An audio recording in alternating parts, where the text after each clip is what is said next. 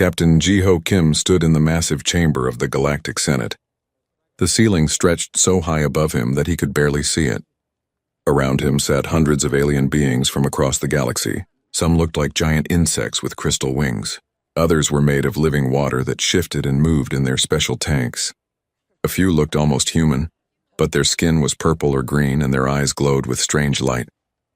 Jiho wore his best Earth Defense Fleet uniform. The blue fabric felt heavy on his shoulders. Next to him stood Taemin Ryu, Earth's top diplomat. Taemin had spent years learning alien languages and customs. He had worked so hard to make friends with these beings. Now both men watched as their worst fears came true. The Senate speaker was a tall creature with 4 arms and skin like tree bark. Its voice echoed through the chamber without any emotion. We now vote on Resolution 847 Alpha. This resolution demands the complete removal of all humans from galactic space. Jiho felt his hands shake.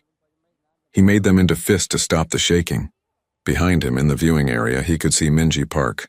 She was Earth's best spy. For months, she had been gathering information about this vote. Her face looked calm, but Jiho knew she was recording everything with hidden devices. The voting began. One by one, alien species announced their choice. The crystalline hegemony voted first. Senator Vextar stood up on his crystal legs. His body looked like living diamond, beautiful but cold. The crystalline hegemony votes yes.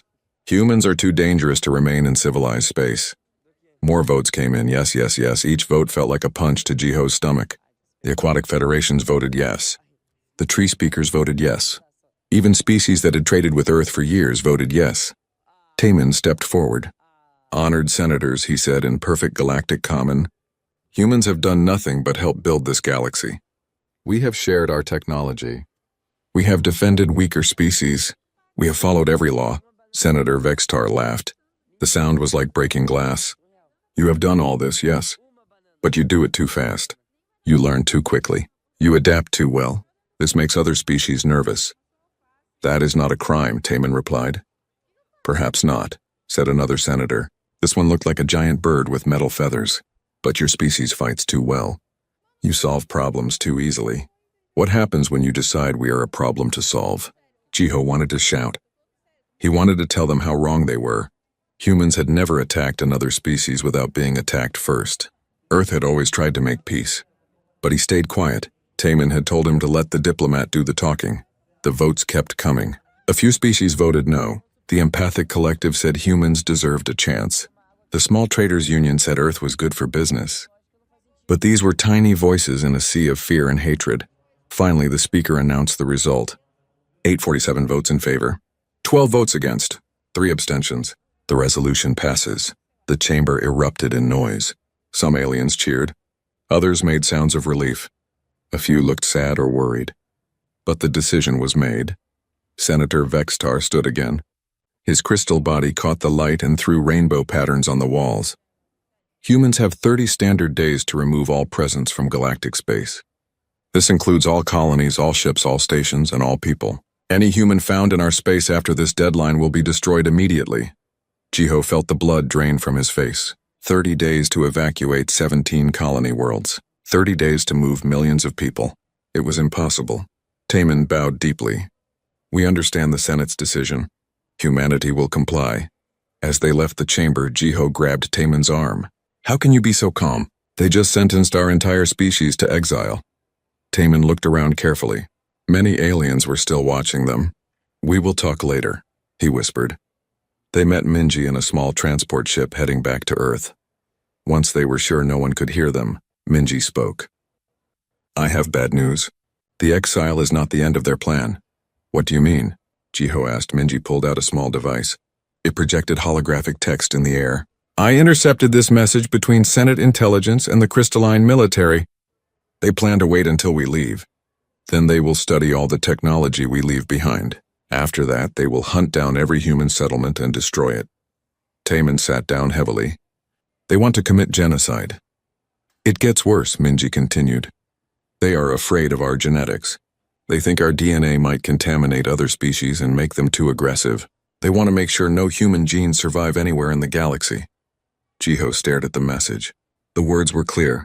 The aliens did not just want humans gone. They wanted humans extinct. How long do we have? Taman asked. The plan starts 6 months after we leave galactic space.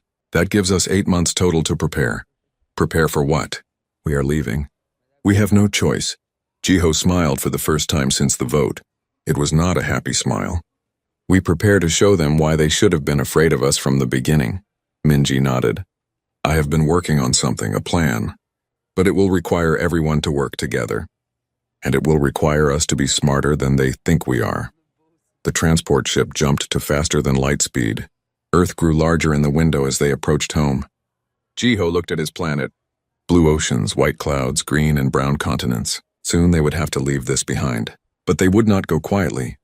What do you need us to do? Taman asked. First, we need to make them think we are defeated. We need to act scared and broken. We need them to believe they have won. And then, Minji's smile was just as cold as Jiho's. Then we teach them the difference between human aggression and human anger. They voted to destroy us. That vote will be the last mistake their civilization ever makes. The ship entered Earth's atmosphere. Below them, cities sparkled in the sunlight. Somewhere down there, families were living normal lives. They had no idea their world was about to change forever. Soon, everyone would know that the galaxy had made humanity its enemy, and humanity had never lost a war when their survival was at stake. Admiral Donghyun Lee had never seen anything like it. The space around Earth looked like a massive traffic jam. Thousands of ships moved in every direction, cargo vessels loaded with families and their belongings, military transports carrying soldiers and equipment, mining ships bringing workers back from the asteroid fields. How many people do we need to move? He asked his aide. 17 million from the colony world, sir. Another 3 million from space stations and mining operations, plus all military personnel and their families. Donghyun rubbed his tired eyes. He had not slept in 3 days. And we have 25 days left. Yes, sir. The Admiral looked at the massive display screen in his command center. Red dots showed every human settlement that needed evacuation. There were so many red dots that the screen looked like it had a disease. On the industrial moon of Terra Prime, Sora Bay worked faster than she had ever worked in her life. She was the chief engineer for the biggest manufacturing complex humans had ever built. The complex made everything from computer chips to starship engines. Sora, the demolition teams are asking which buildings to destroy first, her assistant said. None of them, Sora replied without looking up from her computer. We are not destroying anything. But the orders say to leave nothing useful for the aliens. Sora finally looked up. Her eyes were red from staring at screens. We are not destroying anything because we are not really leaving anything. Activate Protocol Omega. Her assistant looked confused. I have never heard of Protocol Omega. It is classified. Very classified. Every piece of equipment we leave behind will have a special program hidden inside it. The aliens will think they are getting our technology. Instead, they will be getting a very unpleasant surprise. On Earth, Kyung-Soo Nam sat in a room deep underground.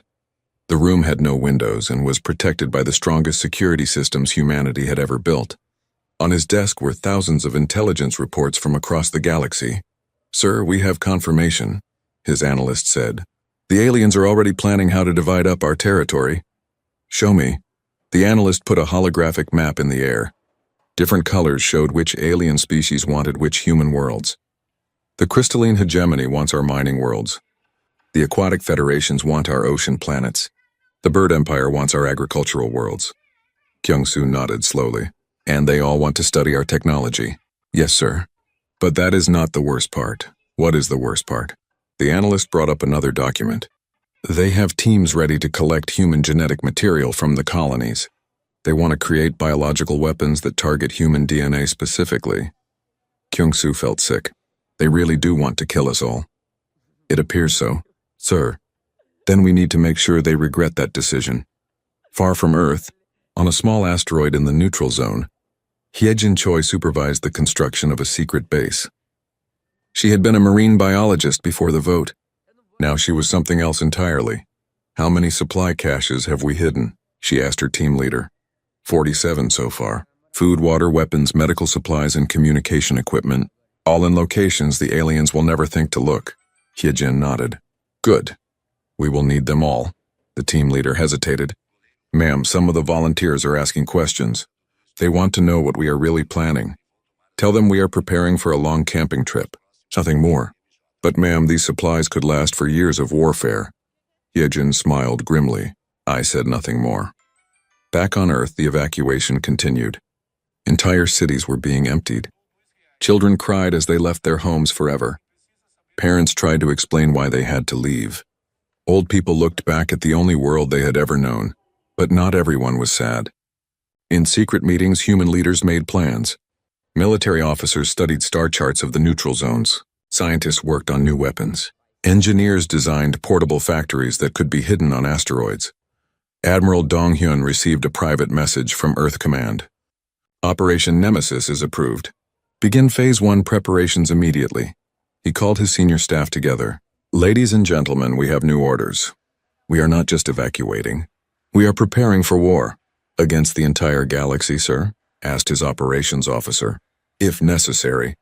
On the colonies, families packed their most precious belongings. But the packing was not random. Special teams made sure that certain items were left behind, items that looked normal but contained hidden surprises. Dr. Youngja Kim worked in her laboratory on the colony world of New Geneva. She was a xenobiologist, a scientist who studied alien life forms. Her laboratory contained samples of DNA from dozens of species. Doctor, the evacuation ship is waiting, her assistant said. Almost finished, she replied. She was copying all her research onto hidden storage devices. The aliens want to study human genetics. Let them try. They will find out that we have been studying theirs much longer. As the deadline approached, the last human ships prepared to leave the inner systems. The aliens watched from a safe distance. They wanted to make sure humans really left. Senator Vextar stood on the bridge of his flagship. Through the crystal windows, he could see human ships fleeing toward the outer rim. Are they all leaving? He asked. Yes, Senator. Long-range sensors show no human ships remaining in restricted space. Good. Begin Phase 2 of our plan. Send teams to secure the abandoned colonies. But Vextar did not know about the hidden programs in every computer. He did not know about the secret bases being built in neutral space. He did not know about the supply caches or the weapons or the plans for revenge. Most importantly, he did not know that humans had been preparing for this day much longer than anyone realized. Earth's government had always known that other species feared them. They had been making plans for years. The last human transport ship crossed the boundary into neutral space. Admiral Dong-hyun sent a message to Earth Command. Evacuation complete. All personnel accounted for. Operation Nemesis is ready to begin. On his command ship, Captain Ji-ho Kim looked back at the space they were leaving behind. Somewhere in that direction was Earth. Somewhere were the homes and worlds his people had built with their own hands. Sir, his communications officer said, we are receiving a message from the Galactic Senate. They are declaring the evacuation successful and claiming all former human territory. Ji-ho smiled coldly. Send a reply. Tell them we wish them luck with their new territories. Tell them we hope they enjoy everything we left behind. The communications officer looked puzzled. Sir, we did not leave anything behind. Oh, but we did, Ji-ho replied.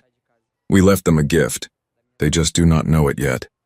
In space, the human fleet moved toward the outer rim. Behind them, alien ships rushed toward the abandoned colonies like scavengers fighting over a dead animal. They thought they had won the greatest victory in galactic history. They had no idea that their victory was about to become their doom. 6 months had passed since the last human ship left galactic space. The alien species were celebrating. They had divided up human territory like children sharing candy. The crystalline hegemony took the mineral-rich worlds. The aquatic federations claimed the ocean planets. The bird empire grabbed the agricultural colonies. Senator Vextar stood in his new office on the former human world of New Geneva. The building had once housed the human colonial government. Now it belonged to him. Through the crystal windows, he could see crystalline workers setting up their new equipment. Father, his son Zexhai entered the office. The mining operations are ready to begin. We have brought 3 dreadnought ships to protect the operation. Vexitar felt proud. His son was young but ambitious. Excellent. Begin harvesting immediately. I want to see what made the humans so successful here. Zexhai nodded and left. Vextar returned to studying the human computers they had found. The technology was impressive. Simple but effective. The aliens had learned much from studying abandoned human equipment. What they did not know was that Professor Jinwoo Song was watching them from a hidden observation post. He sat in a small room buried deep inside an asteroid far from any sensor. His screen showed him everything happening on the human worlds. How much longer? Asked his assistant. Jinwoo checked his chronometer. 12 hours. The dormant programs will activate exactly 6 months and 12 hours after the evacuation finished. And you are sure this will work? I helped design these systems. Every reactor, every computer, every life support system has a hidden program. The aliens think they are using our technology. They have no idea they are sitting on thousands of time bombs. On New Geneva, Zexhai supervised the unloading of crystalline equipment. His people were excited. This world had the richest mineral deposits they had ever seen. The fusion reactors would power their mining operations for decades. Sir, his chief engineer called out, we are detecting some unusual readings from the reactor core. What kind of readings? Temperature fluctuations. Very small ones. Probably nothing important. Zexhai nodded. Keep monitoring it. Begin full mining operations tomorrow. In deep space, Commander Sunghoon Jang prepared his strike team. They were aboard a ship that looked like a normal asteroid. Hidden inside were 50 of Earth's best Special Forces soldiers. Target confirmed, his sensor operator reported. Crystalline supply depot lightly defended. Just like intelligence said. Seung-hoon studied the tactical display. The depot supplied 12 different mining operations. Destroying it would cripple crystalline expansion for months. Begin approach. Activate the new stealth systems. The stealth systems were human technology that the aliens had never seen. While other species had focused on energy shields and big weapons, humans had perfected the art of not being seen. Dr. Youngja Kim floated in her mobile laboratory ship. She was analyzing samples that her spy network had collected from the occupied worlds. What she found made her blood run cold. They are collecting human genetic material, she told her team over secure communication. Hair, skin, blood. Anything they can find. What are they doing with it? Asked Dr. Sun Ho-yu from another hidden base. Creating weapons. Biological agents designed to target human DNA specifically. They want to make sure no human can ever survive anywhere in the galaxy. How long until they succeed? Maybe 2 years. 3 at most. Dr. Yu was quiet for a moment. Then we need to stop them before then. I agree. Send the data to Admiral Lee. He needs to know how serious this is. Back on New Geneva, the timer reached 0. Deep in the fusion reactor, a tiny program activated. It was so small that no alien scanner could detect it. The program began making microscopic changes to the reactor's containment field. Zexhai was eating dinner when the alarm started. Red lights flashed throughout the crystalline base. His chief engineer burst into the dining hall. Sir, the reactor is overloading. We need to evacuate immediately. That is impossible. Human reactors are extremely safe. Not anymore, sir. Temperature is rising beyond critical levels. Zexhai ran to the control room. The display screen showed a reactor spinning out of control. Can you shut it down? We have tried everything. The safety systems are not responding. Then evacuate everyone now. The crystalline workers ran for their ships. But they were too slow. The reactor exploded with the force of a small star. The blast vaporized the entire base and badly damaged 2 of the 3 dreadnoughts protecting it. Similar explosions happened across former human space. On every world and every facility, the hidden programs activated. Some caused explosions. Others released toxic gases that were harmless to humans, but deadly to the specific alien species using the equipment. The most creative programs simply made everything stop working. Lights went out. Computers crashed. Life support systems failed. The aliens found themselves stranded on worlds that had suddenly become hostile. Senator Vextar received the reports with growing horror. How many facilities have been lost? 60%, sir. And the failures are spreading. Every piece of human technology is turning against us. This is impossible. We scanned everything. We found no threats. Sir, our experts believe the programs were hidden in the basic operating systems, so deep that our scans could not find them. Vextar smashed his crystal fist against the wall. The humans planned this. They knew we would take their worlds. Meanwhile, Commander Sung-hoon struck his first target. The crystalline supply depot never saw his ship coming. One moment it was peaceful. The next moment it was a cloud of expanding debris. Target destroyed. He reported to Admiral Donghyun. Moving to secondary objective, confirmed. How did the new weapons perform? Perfectly, sir. Human technology adapted with alien improvements works much better than alien technology alone. This was the secret advantage that no alien species understood. Humans did not just use technology. They improved it constantly. Every piece of alien equipment that humans had encountered during their time in galactic space had been studied, analyzed, and enhanced. Now human ships carried weapons that combined the best of both civilizations. They had human engineering with alien power sources, human computers with alien sensors, human tactics with alien materials. The result was technology that surprised even the humans themselves. Dr. Youngja made another disturbing discovery. The genetic weapons are more advanced than we thought, she reported. They already have working prototypes. Can you stop them? Asked Admiral Dongyun. I can do better than that. I can turn their own weapons against them. I have been studying alien genetics for years. I know their weaknesses. Do it. Sir, this will be biological warfare. Many aliens will die. They chose this path when they voted for our extinction. Show them the same mercy they plan to show us. On the alien worlds, panic spread faster than any disease. The technology that was supposed to make them rich and powerful was killing them instead. Worse, mysterious ships were attacking their supply lines and communication networks. The Galactic Senate called an emergency session. Representatives demanded answers that no one could provide. How could the humans do this? Asked the Bird Empire representative. They are gone. They have no military presence in our space. Unless, said Councillor Velnara of the Empathic Collective, they were never really gone at all. Senator Vexistar stood to address the Senate. Half his body was bandaged from injuries received when his command ship was damaged in the New Geneva explosion. Fellow senators, we must face the truth. The humans are more dangerous than we ever imagined. They planned for this war before we even voted for their exile. What do you propose? Asked the speaker. We must mobilize our combined fleets.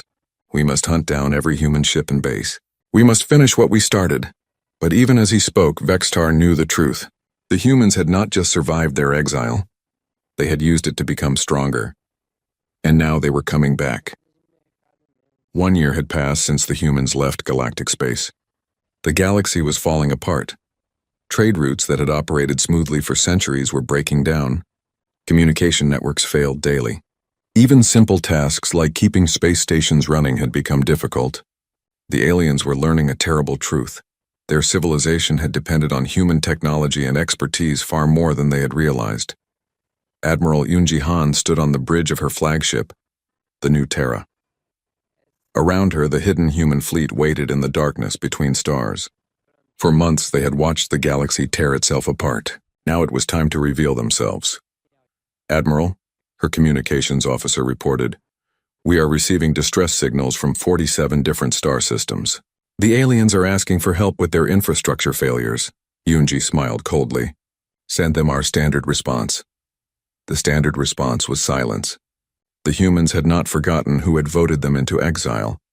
On the secret base of New Terra Station, Captain Minho Oh reviewed the latest intelligence reports. The station was built inside a hollow asteroid in the neutral zone. From the outside, it looked like space junk. Inside, it housed the command center for humanity's return to galactic space. The alien fleets are finally mobilizing, his intelligence chief reported. The crystalline hegemony, the aquatic federations, and the Bird Empire are combining their forces. Nearly 10,000 ships. And how many ships do we have? Minho asked. 800 combat vessels, plus support ships. So we are outnumbered more than 10 to 1. Yes, sir. But we have advantages they do not expect. Minho nodded. The aliens thought they were fighting the same humans who had left galactic space a year ago. They had no idea how much had changed. In her mobile laboratory, Dr. Ji-Young Lee put the finishing touches on the Prometheus protocol. She was a technical specialist who had spent the last year preparing for this moment. The protocol is ready, she announced to the Human Command Network. Every piece of human technology in alien hands can now be controlled remotely. All of it? Asked Admiral Yunji. Everything. Medical devices, computer systems, starship components, weapons, life support systems. If humans built it or designed it, we can turn it off. Or turn it against them. And they have no way to stop this? None. The control systems are buried so deep in the basic programming that removing them would require rebuilding everything from scratch. That would take decades. Meanwhile, the alien combined fleet gathered at the edge of galactic space. Senator Vextar commanded from his new flagship, a massive crystal battleship with enough firepower to destroy a small moon. "How many human settlements have our scouts found?" he asked his fleet commander. 17 asteroid bases, 12 hidden stations, 3 shipyards, all lightly defended. Good. We will crush them quickly and then hunt down the survivors. But General Wu Jin Park was waiting for them. His ships were invisible, spread throughout the area where the alien fleet would have to pass. Human stealth technology had improved dramatically during the year of exile. "Sir," his sensor operator whispered, "the alien fleet is entering the target zone." "How many ships?" 9,843 combat vessels, 15,000 support ships. Wu Jin studied his tactical display. It showed the largest military force ever assembled in galactic history. All of it focused on destroying humanity. "Begin Phase 1, he ordered. Dr. Ji-young activated the Prometheus protocol. Across the alien fleet, chaos erupted instantly. Ships that had worked perfectly moments before suddenly stopped responding to commands. Weapons turned toward their own vessels. Life support systems began shutting down. On Vextar's flagship, alarms screamed as system after system failed. "What is happening?" he demanded. "Sir, our human-designed components are malfunctioning.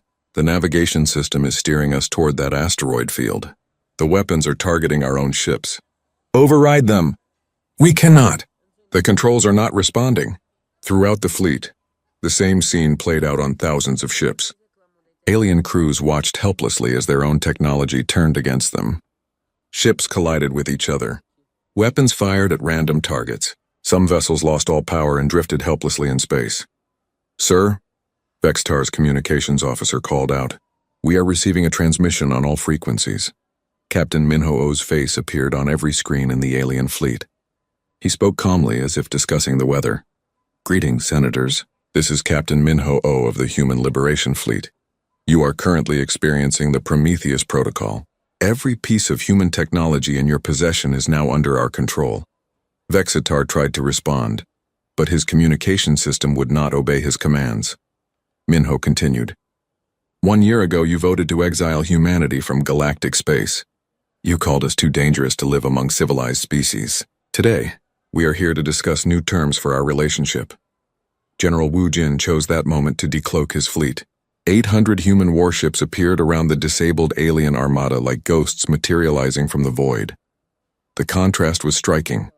The alien ships drifted helplessly, their crews trapped inside vessels that no longer obeyed them. The human ships moved with perfect precision, their weapons trained on targets that could not fight back. "This is impossible," Vextar whispered. "How do they have so many ships?" His chief engineer had been studying the sensor readings. "Sir, these are not the same ships that left galactic space. The technology is completely different. More advanced. More advanced how? They appear to have combined our technology with their own. The result is superior to anything either civilization could build alone." This was the secret of the human fleet. During their year of exile, human engineers had taken apart every piece of alien technology they could find. They had studied it, improved it, and integrated it with human designs. The result was ships that had human flexibility and innovation, combined with alien power and sophistication. They were faster, stronger, and smarter than anything the galaxy had seen before. Admiral Yunji opened a direct communication channel to the alien fleet commanders. "You have 2 choices. Surrender immediately and prepare to negotiate, or watch your fleets be destroyed ship by ship." "You are bluffing," Senator Vextar replied. "You cannot destroy 10,000 ships. Watch us," Yunji gave a small signal. 100 alien vessels simultaneously exploded as their own power cores overloaded.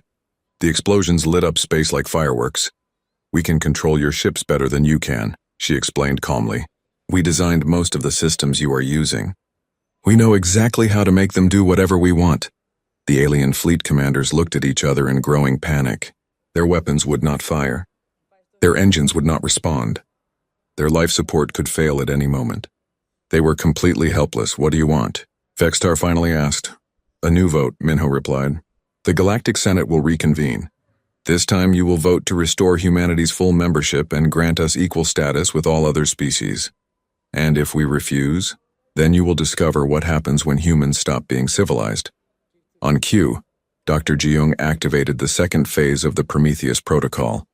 Every piece of human technology in alien space began broadcasting the same message. The galaxy chose to make humanity its enemy. This was a mistake. Space stations lost power. Planetary defense grids shut down. Communication networks went silent. Medical equipment in hospitals stopped working. Even simple devices like lights and food processors turned themselves off. The message was clear. Human technology was everywhere in galactic civilization. If humans wanted to destroy that civilization, they could do it with the press of a button. You have 48 hours to call for a new Senate vote, Admiral Yunji announced. The terms are simple.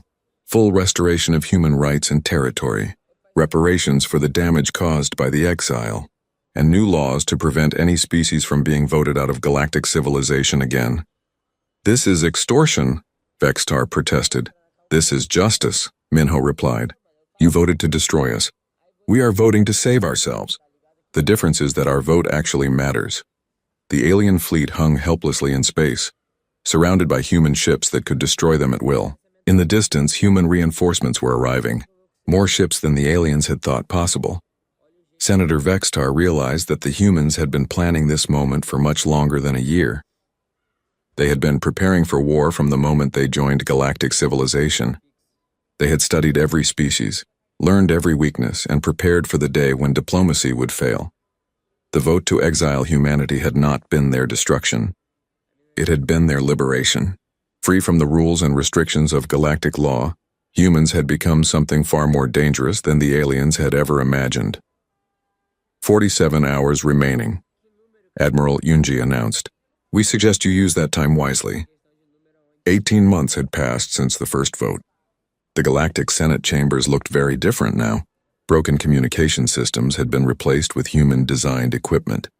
Emergency lighting cast strange shadows on the walls. Many alien representatives looked tired and defeated. The galaxy had learned what happened when humans stopped maintaining the infrastructure that everyone depended on. Planets had lost power. Space stations had drifted out of orbit. Trade routes had collapsed completely. Millions of aliens had died not from human weapons but from the simple failure of systems that humans had built and maintained. Counselor Velnara of the Empathic Collective stood at the speaker's podium. She was one of the few alien leaders who had tried to prevent the original vote. Now she was trying to save what remained of galactic civilization. Fellow senators, she began, we gather today to address the greatest crisis in our history. The vote we made 18 months ago has brought us to the edge of collapse. In the viewing area, Captain Jiho Kim watched with satisfaction. He wore a new uniform now with the rank of admiral. Next to him sat President Hanul Shin, who had been elected to lead humanity during their exile. The human delegation will now present their terms, Velnara announced. President Hanul stood and walked to the center of the chamber. She moved slowly, letting every alien representative see her clearly. When she spoke, her voice carried across the chamber without any amplification. 18 months ago, you voted to exile humanity from galactic space. You said we were too dangerous to live among civilized species. You were right. A murmur ran through the chamber. This was not what the aliens had expected to hear. We are dangerous, Hanul continued, but not in the way you thought. You feared our weapons and our aggression. You should have feared our intelligence and our memory. Senator Vextar shifted uncomfortably in his crystal seat. His once proud body was cracked and scarred from the failures of his own equipment. What do you want from us? He asked. We want you to understand what really happened here, Hanul replied. You did not vote us out of galactic civilization. You voted yourselves into dependence on us. Dr. Sun Ho-yu stood up in the human delegation. He was now humanity's chief science advisor. For 50 years, humans have been building and maintaining the technology that keeps your civilization running. We designed your communication networks. We built your power systems. We created the medical devices that keep your people alive. You did this willingly, protested the Bird Empire representative. You were paid for your services. We were paid with tolerance, Dr. Sun Ho replied. You allowed us to exist in your galaxy. In return, we made your lives better, but you always made it clear that this arrangement could end at any time. So you planned this betrayal from the beginning, Vextar accused. Admiral Jiho Kim stood up. We planned for survival. Every human settlement, every human ship, every human station was designed to be independent if necessary. We learned early that other species would never truly accept us as equals. The vote proved we were right, President Hunnell added. The moment you felt threatened by our success, you chose exile. When exile was not enough, you planned genocide. The chamber fell silent. Everyone knew about the biological weapons program that Dr. Youngja Kim had discovered and stopped. But we are not here for revenge, Hunnell continued. We are here to build a better future. A future where no species can be voted out of existence because other species fear their potential. She activated a holographic display that showed the new Galactic Charter. The document was written in both human languages and the major alien tongues. These are our terms, she announced. First, humanity will be restored to full membership in galactic civilization with all rights and territories returned. Agreed, Velnara said quickly. The other representatives nodded. They had no choice. Second, reparations will be paid for the damage caused by the exile. The amount will be determined by an independent tribunal that includes human representatives. More reluctant nods. Third, and most important, the new Galactic Charter will include protections that prevent any species from being expelled by majority vote. Certain rights are so fundamental that no vote can take them away. What kind of protections? Asked the Aquatic Federation's representative. Dr. Sunho stepped forward again. A Bill of Species Rights. The right to exist. The right to trade. The right to defend oneself. The right to technological development. These rights cannot be voted away by other species who become nervous about competition. And who will enforce these rights? Vexter asked. We will, Admiral Jiho replied. Humanity accepts the responsibility of protecting the rights of all species in galactic civilization. The implication sank in slowly. The humans were not just asking for readmission to the galaxy. They were taking over leadership of it. This is unacceptable, the Bird Empire representative squawked. You cannot make yourselves the guardians of galactic law. Can we not? President Hunnell asked. Look around you.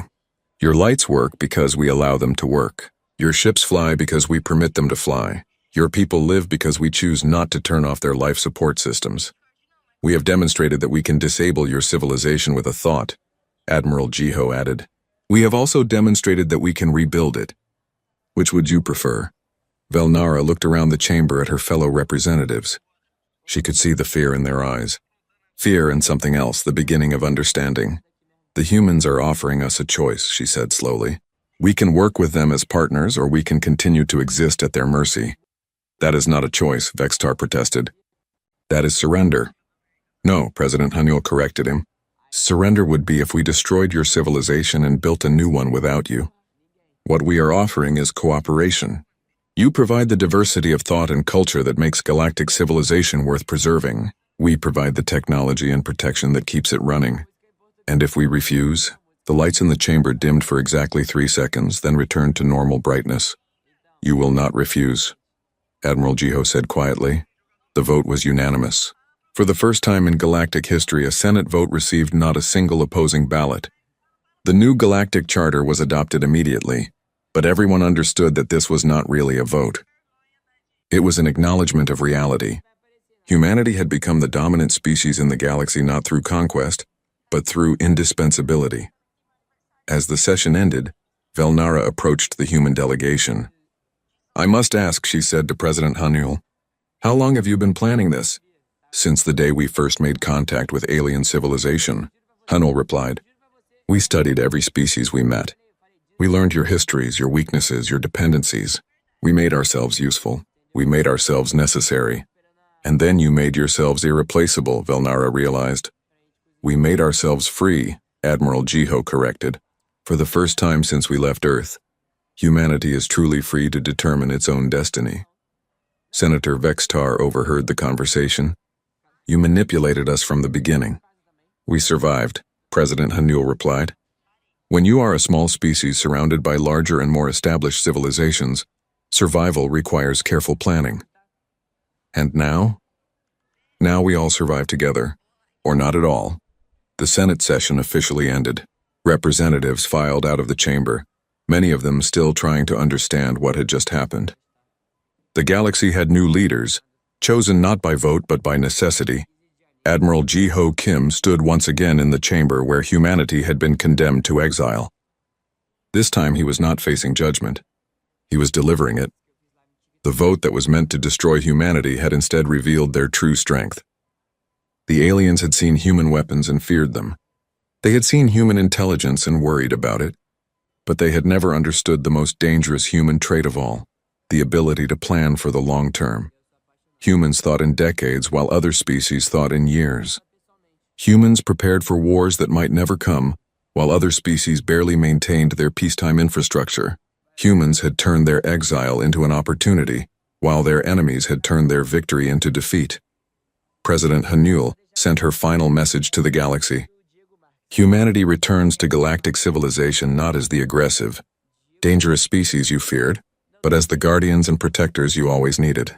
We will ensure that no species ever again faces the choice between exile and extinction.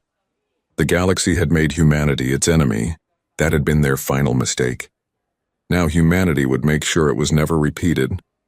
From his ship in orbit around the Senate station, Admiral Jiho looked out at the stars. Somewhere out there was Earth, blue and beautiful and free. Humanity had come home at last, not as refugees or exiles, but as the rightful leaders of the civilization they had helped to build. The vote was over. Humanity had won,